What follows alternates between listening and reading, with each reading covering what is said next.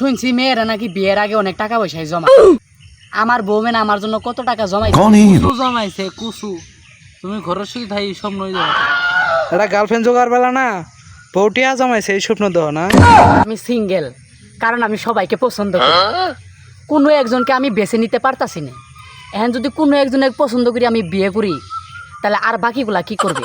হতাশার চরম পর্যায়ে গেলে মানুষ বিয়ের জন্য লাফালাফি করে। আমি কি হতাশার চরম পর্যায়ে গেছি?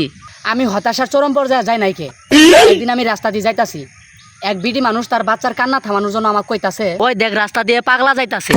আমাকে দেখতে কি পাগলের মতো লাগে? আমি কত সুন্দর এটা স্মার্ট পোলা।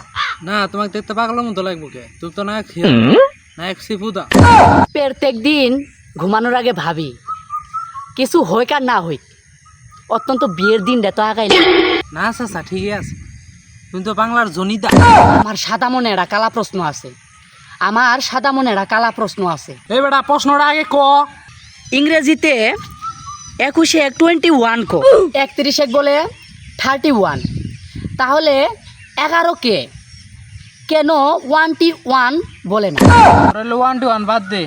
সিনা আমি ক্লাস 6 এর এক মেয়ে জিজ্ঞেস করছি যে তোমার বাসা কই, বলে বিএফ এর বুকে। ছাতার মাথা চিন্তা করা যা। ক্লাস 6 এর একটা মেয়ে কোন কথা কইছে? এরা মনে হয় ফারা মুরগি বেশি খা।